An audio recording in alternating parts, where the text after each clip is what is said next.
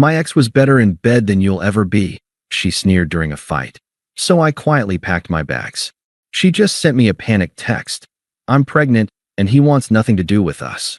Hey viewers, before we move on to the video, please make sure to subscribe to the channel and hit the like button if you want to see more stories like this. Thanks. The smell of searing garlic and chili flakes should have been the scent of a good night. For me, it was the aroma of an apology. Qley had been off all week, a storm cloud in human form. Her mood a low-pressure system I'd been cautiously navigating around. I thought a homemade puttanesca, her favorite, might be a peace offering. She came through the door with the force of a gust of wind, dropping her bag on the floor with a thud that was more punctuation than accident. Smells strong, she said, not looking at me as she headed for the wine. Puttanesca? I said, forcing a lightness into my voice I didn't feel. Your favorite, I guess. She poured a large glass of red, leaning against the counter. Her silence was a physical weight in the room. I kept stirring the sauce. Tough day. They're all tough days, Liam. You wouldn't get it. Your job is just numbers. Quiet. Mine is actual people with actual problems. The jab was precise and practiced. I let it slide. Well, I hope this helps. I booked us that table at the Oak for Saturday too. 8:30. I turned, smiling, expecting a thaw. Instead, her face was a mask of cold irritation. Saturday, she said, her voice flat. I told you, Sarah's having her birthday thing on Saturday. A cold trickle of dread started in my chest. You mentioned it, but you didn't say it was for sure. I made the reservation days ago. It was the only one I could get. So cancel it. She took a long sip of wine. God, why is everything so difficult with you? You never listen. The unfairness of it was a spark on Tinder. I was listening, Qley. I was trying to do something nice. You've been miserable for a week, and I'm trying to fix it. Maybe if you communicated what you actually wanted instead of expecting me to read your mind, things wouldn't be so difficult. Her eyes widened. I rarely pushed back. She placed her glass down on the counter with a sharp clink. Communicate? You want me to communicate? Fine. I'll communicate. You are so boring. Your life is a spreadsheet. Dinner reservations? A puttanesca? It's all so safe. So predictable. You're like a human beige wall. The words hit like slaps. I felt my face grow hot. I'm predictable. I'm sorry I'm not a chaotic mess, Qley. I'm sorry I have a stable job that pays for this apartment and our vacations. I'm sorry I remember your birthday and don't create drama for fun. See, she sneered, a triumphant, ugly curl to her lip. This is what I mean. You think stability is a personality trait. It's not. It's just a cushion you hide in.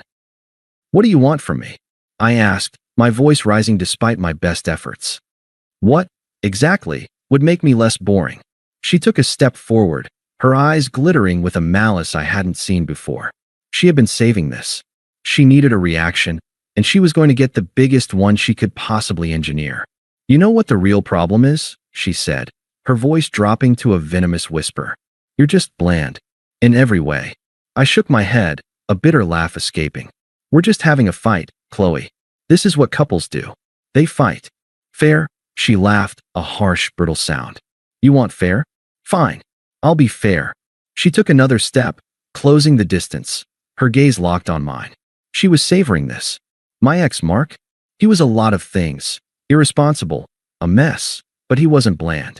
He was passionate. He was animal. He was better in bed than you'll ever be. The things he could do.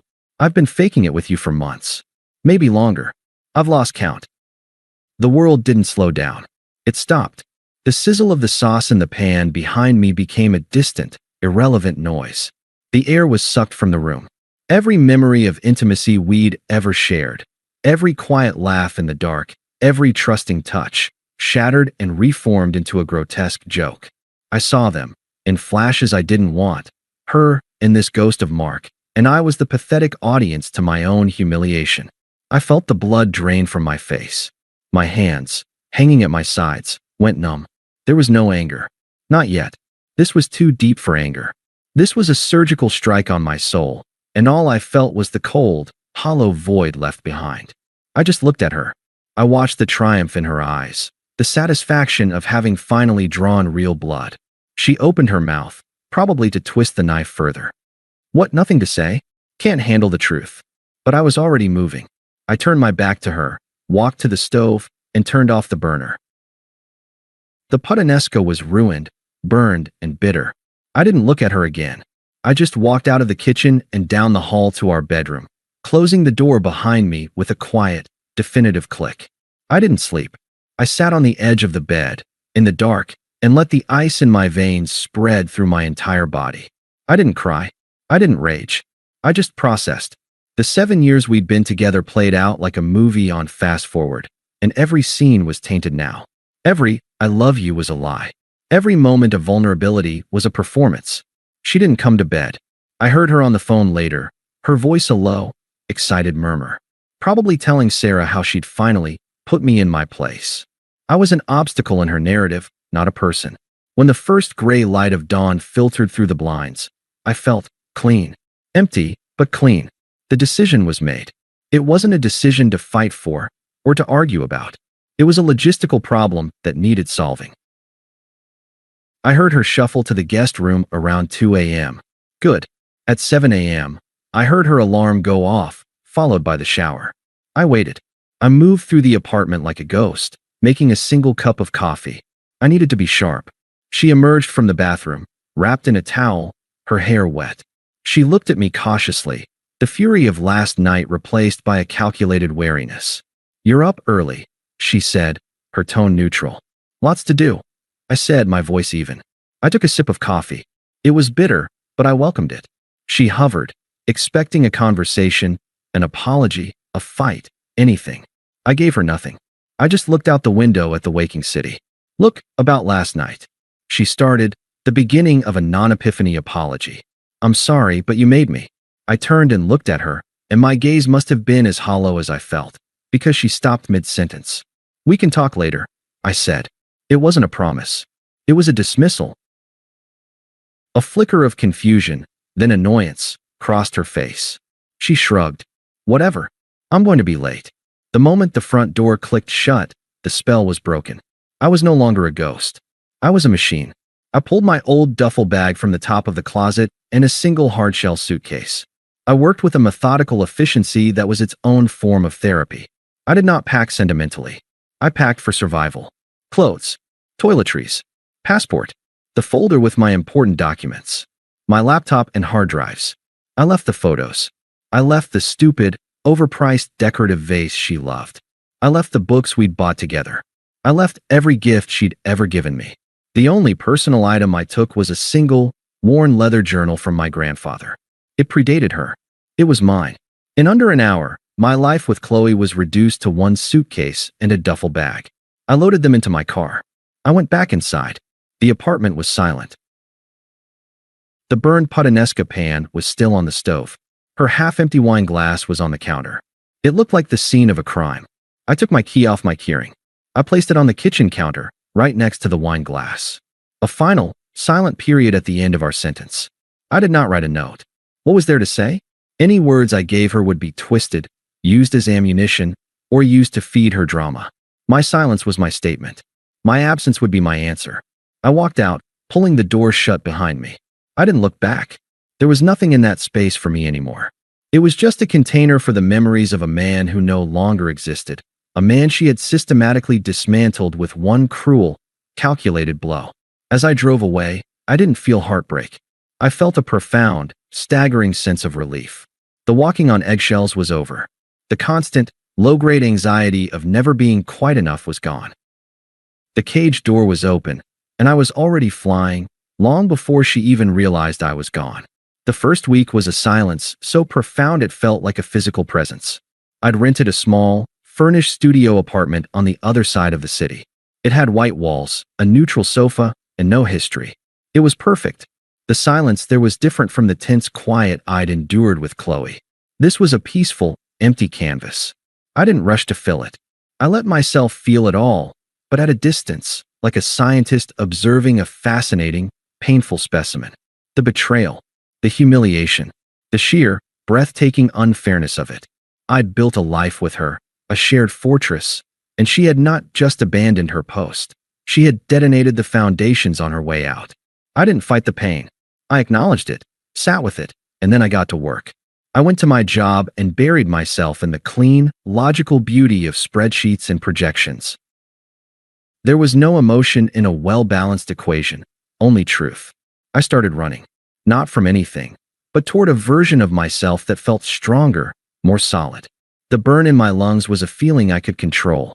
I reconnected with a few old friends, the ones Qley had always subtly dismissed as your boring college buddies. We drank beer and talked about nothing important, and it was the most meaningful conversation I'd had in years. I was healing. The wound was closing, leaving behind a scar that was tougher than the original skin. Qley, however, was just beginning to fester. The first attempt came about 10 days after I'd left. I'd missed a work call and saw a voicemail notification from an unfamiliar number. A cold knot tightened in my stomach. I knew. I played it on speaker, my hands steady as I meal prepped chicken and broccoli. Seriously, Liam? You're just going to run away? That's so pathetic. You left your stupid, ancient journal on the shelf. And your good winter coat. I'm not your storage unit. Call me back. We need to talk about your stuff and the rent. Don't be a child. Her voice was sharp, entitled, laced with anger. There was no remorse, only annoyance that I had disrupted her narrative. I felt nothing. I deleted the voicemail and blocked the number. The journal and the coat were relics of a past life. I could buy a new coat. A week later, an email popped into my personal inbox. The subject line was, "We need to talk. Liam, I'm worried about you." This is a really immature way to handle a fight. Running away and blocking me? It's extreme. My therapist says that when people have a breakdown like this, it's often about unresolved issues from their childhood. I'm not angry. I'm concerned. We shared a life for 7 years. We at least deserve a conversation. You can't just ghost me like a bad Tinder date. It's beneath you. Please call me. Qley, I read it twice. The manipulation was so transparent, it was almost impressive. She was now the concerned, enlightened one, and I was the emotionally stunted project having a breakdown. She was trying to lure me back into the drama, to make me justify my own sanity. I hit delete. Then I created a filter to send any future emails from her address straight to the trash. The peace in my new life was deepening. I'd started learning guitar, the clumsy chords filling the quiet studio. I'd gone on a couple of casual, low-stakes dates. It was refreshing to talk to someone who didn't have a pre-written script for who I was supposed to be. Then, about a month in, my friend Dave texted me. "Dave, hey man, Qley just texted me asking for your new number. She said it's an emergency. Everything cool?" I sighed. The siege was escalating. Me, all good here. It's not an emergency. Please don't give it to her. Long story, but we're done. Dave, no problem, brother. You got it. An hour later, a text came through from Dave's number, but the voice was hers. From Dave's phone, "Liam, it's Qley. I know you're getting these. Mark and I hooked up after you left, but it was a mistake. He's already being a jerk, just like I knew he would be. He used me. Can we please just talk? I miss you. I miss us." I stared at the screen. He's already being a jerk. Not, "I'm sorry, but I told you so." An admission that she'd run straight to the very person she'd used to eviscerate me, and it had blown up in her face. The irony was so thick I could taste it. She wasn't sorry for her cruelty. She was sorry her gamble had failed. I didn't reply to the text. I simply texted Dave back. "Me, she's using your phone now. Can you block my number in your settings for a few days? Sorry for the hassle." Dave, geez. "Yeah, no problem. Stay strong, man." I put my phone down. The initial cold shock had given way to a steady, unwavering calm. She was unraveling. And I was just beginning to weave a new tapestry. 3 months to the day after I'd walked out, I was on a date. Her name was Anna, a graphic designer I'd met at a bookstore. She had a quiet laugh and didn't feel the need to fill every silence with noise. We were at a quiet tapas bar, sharing patatas bravas and talking about the best cities we'd ever visited. My phone, face down on the table, buzzed once. Then again, and again, a rapid-fire sequence of vibrations. Anna raised an eyebrow. "Someone's popular." "Sorry," I said, flipping it over to silence it. A string of notifications from an unknown number lit up the screen. Not calls.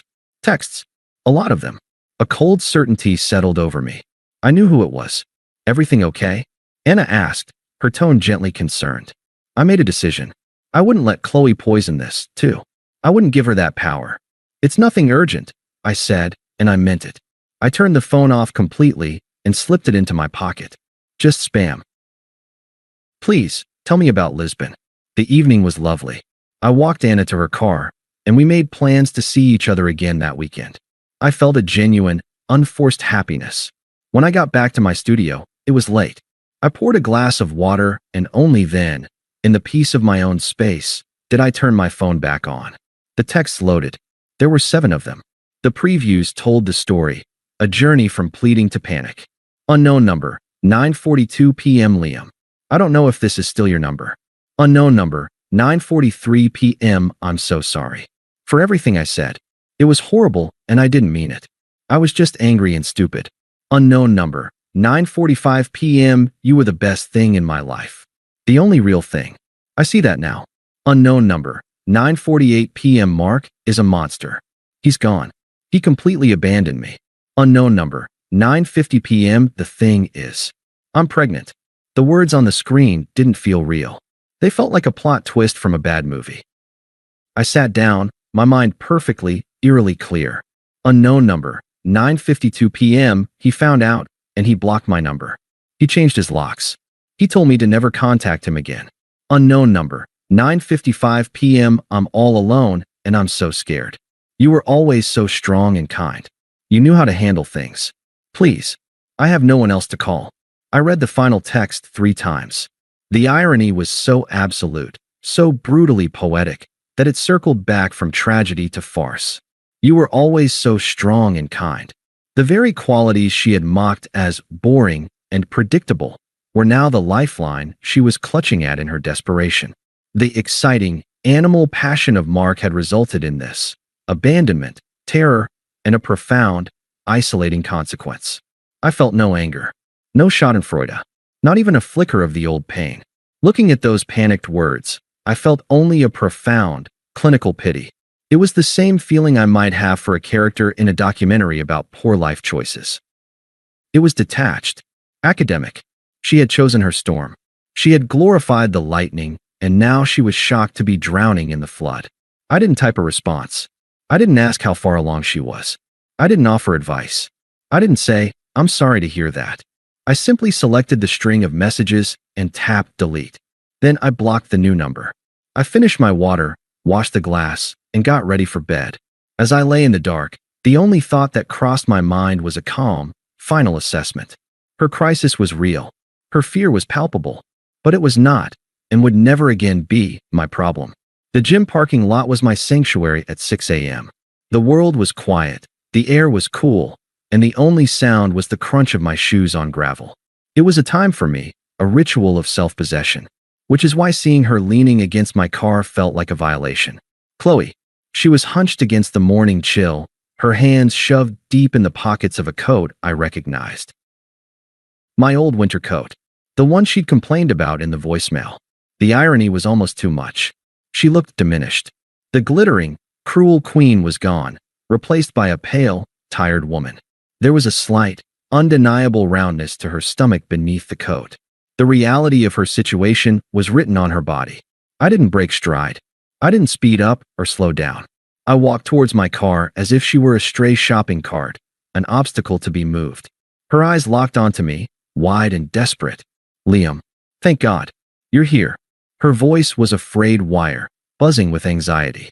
I stopped a few feet away, my gym bag slung over my shoulder. I didn't say anything. I just waited, my keys in my hand. You got my texts? She asked, her words tumbling out in a rush. I didn't know what else to do. You weren't responding and I'm just so scared. I looked at her, my expression neutral. I received them. The flatness of my tone seemed to throw her. She blinked. And, Liam, I'm pregnant. The father abandoned me. You said you'd always be there for me. Her voice cracked on the last word, a performance of vulnerability that might have worked on the old me. That was a promise I made to my girlfriend, I said, my voice calm and measured, like I was explaining a basic contract clause to a difficult client. You ended that relationship the moment you decided to use intimacy as a weapon. The consequences you're facing now are yours and Mark's to manage. Her face crumpled. Real tears this time, born of panic, not performance. So that's it. You're just going to abandon me? I'm carrying a child. She gestured vaguely at her stomach, as if presenting evidence. I'm not abandoning you, Qley, I said, and the truth of it was absolute. I disengaged from your life, by your own design, months ago. My responsibility to you ended when you showed me who you really were. The panic in her eyes began to curdle into something darker, uglier. The mask was slipping. You self-righteous bastard. You think you're so much better than me now? You're just going to walk away from your own. It's not mine, I interrupted, my voice still level, but with a finality that cut her off. We both know that. The timeline doesn't lie. You made your choice. You chose the animal. Now you have to live with the animal's consequences. The anger flashed fully across her face, her true colors blazing through the desperate veneer. You're pathetic. You were always a coward. You can't handle a real woman with real emotions. You just hide in your boring, safe little world. I almost smiled. There it was. The same script, the same insults, now wielded from a position of utter powerlessness. They had no sting left. They were just words. I sincerely hope you have a healthy baby and find the support you need, I said, and I meant it with the detached benevolence of a stranger. But you will not find it with me. My involvement in your life is over.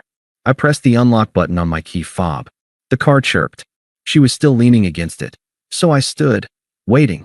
After a long, tense moment, she pushed herself away from the car, her body trembling with rage and defeat.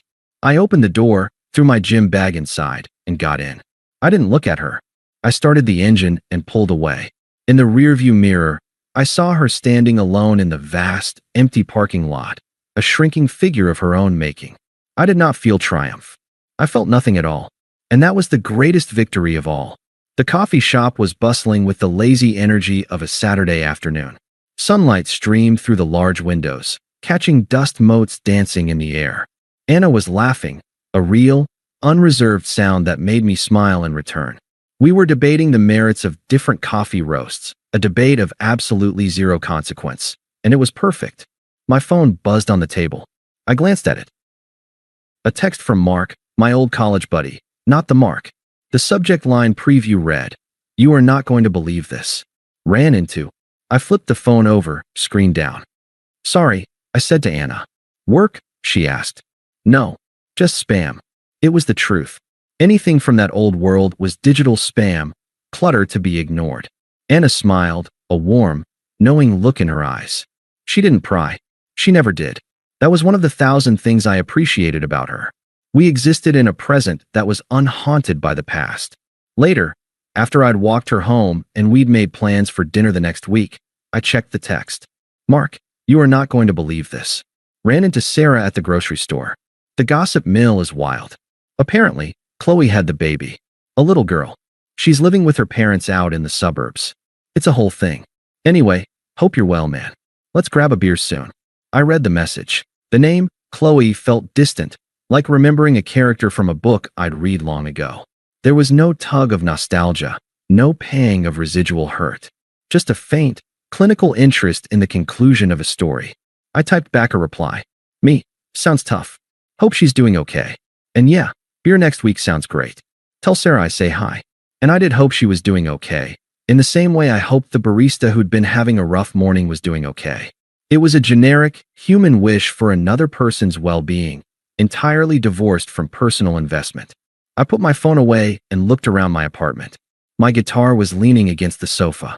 A hiking guide for a trail Anna and I were planning to tackle was on the coffee table. The silence was peaceful, owned, and full of potential. Qley was a closed chapter. A lesson learned. The boring, safe man she'd mocked was now living a life of quiet, profound joy, a life he had built deliberately and without her. The exciting, animal passion she'd chosen had left her with a child, a broken spirit, and a room in her parents' house. The ultimate power wasn't in getting revenge. It wasn't in making her see. It was in the simple, unassailable truth that she no longer factored into my happiness. Her existence, her struggles, her consequences, they were all just background noise in a song I was no longer listening to. I was free, and the view from here was anything but boring. Thanks for watching.